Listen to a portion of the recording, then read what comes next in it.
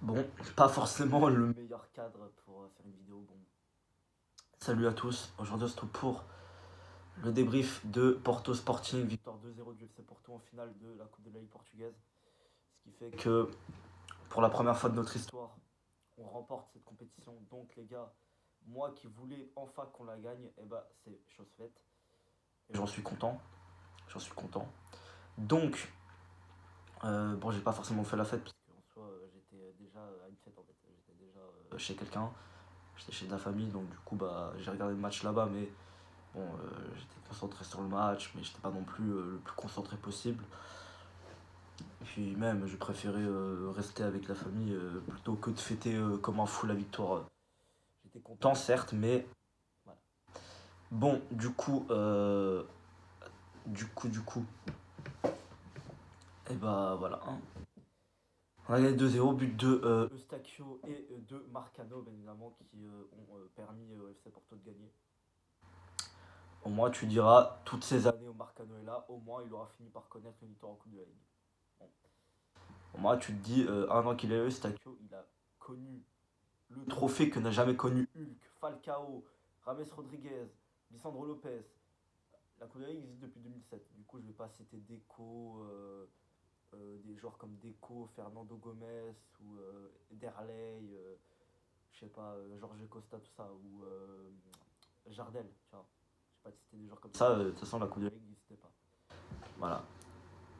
Donc, du coup, bon, tu te diras, même le GOAT Marega n'a jamais connu la victoire en Coupe de la Ligue. Donc, du coup, voilà, au moins, Stakio l'a connu. Même c'est un très bon joueur, tu vois. Très très bon joueur, très important au milieu de terrain. Donc voilà.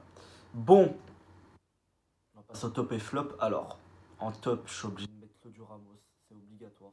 Il nous a fait un gros match. Claudio Ramos, très très bon. Honnêtement, j'ai kiffé son match.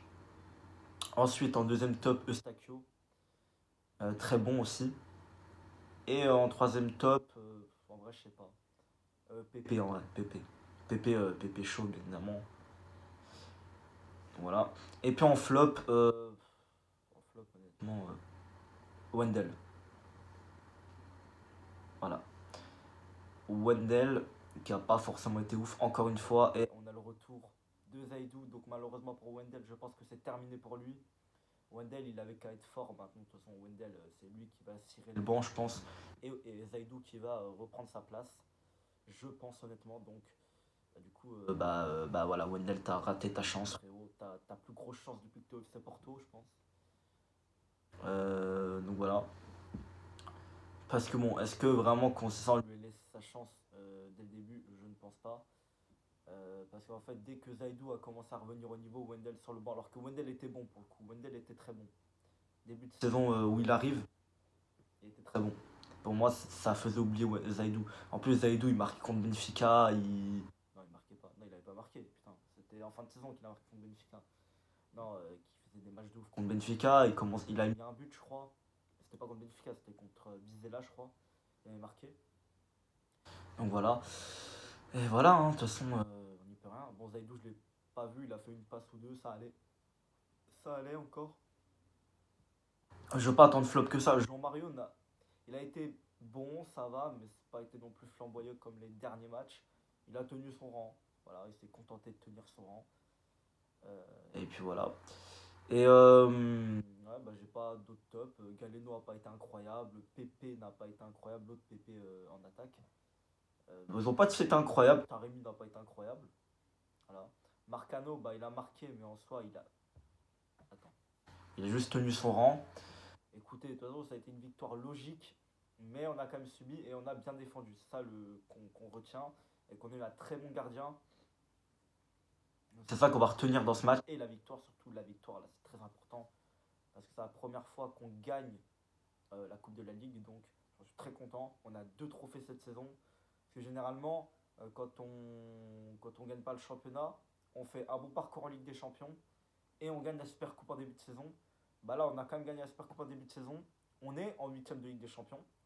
Donc le bon parcours qu'on fait d'habituellement quand on gagne pas le championnat, il n'est pas encore fait. Parce que, bah, rappelez-vous en 2018, quand on gagne la première saison de Conceição, je parle que sous Conceição, hein. Voilà. qu'avant, ça dépendait. Des fois, tu étais champion, tu faisais de gros parcours en Ligue des Champions, tu étais incroyable partout. Et des fois, tu étais pourri partout. Et des fois, tu étais bon à un endroit, mais tu étais pourri à l'autre. Ça dépendait. Par exemple, la saison juste avant que ça arrive, en Ligue des Champions, on n'a pas été ouf, mais on a leur huitième. On gagne pas le championnat. Bon, voilà, c'était pas ouf. Mais pourtant, tu sortais la Roma en barrage. Voilà. Et pas la Roma qu'on a éliminée en 2019. Hein. Vous pouvez me dire ce que vous voulez, la Roma qu'on a éliminée en 2019, elle était déjà nulle. Hein. Elle était déjà nulle à chier. Elle était même pire qu'aujourd'hui. Parce que rappelez-vous que je crois qu'avant qu'ils nous affrontent, ils étaient pas du tout dans les places Ligue des Champions. Hein. Du coup, ils n'avaient même pas joué avec des champions la saison suivante. Voilà, en fait, il faut se dire que le dernier match de la Roma en Ligue des Champions, c'était le 3-1 qui perd face à nous en 2019. Voilà. C'est le dernier match de la Roma en Ligue des Champions. Et ouais, mais à ce moment-là, en 2016-2017, quand on affronte la Roma en barrage, ils étaient incroyables. Ils ont fini deuxième de Serie A la saison, à la fin de cette saison. Ils avaient Mohamed Salah, Nengolan, Dzeko en attaque, notamment. Ils avaient encore Totti. Ils avaient Totti encore. Hein. Eh oui, ils avaient Totti. Hein. Ils avaient De Rossi. Ah, ils avaient des joueurs incroyables. Hein. Faut le dire. Hein. La Roma, ils avaient Alisson Becker au cage. Hein. Donc, mine de rien, voilà. Et puis pourtant, on les bat 3-0 chez eux. Hein. Corona qui a fait l'amour à toute la défense. Hein. Voilà. Mais là, les gars, on rajoute du coup deux trophées à notre palmarès. La saison dernière, on a eu deux trophées. Bah là, on en a deux différents. La saison dernière, c'était le championnat et la Coupe du Portugal. Donc, plus important, j'ai envie de te dire. Et là, cette saison, on a la Super Coupe du Portugal et on a la Coupe de la Ligue. Donc, ça fait déjà deux titres et c'est très bien. On n'aura pas fait de saison blanche au moins. Parce que bon, certains considèrent que quand ils gagnent que la Super Coupe, c'est une saison blanche.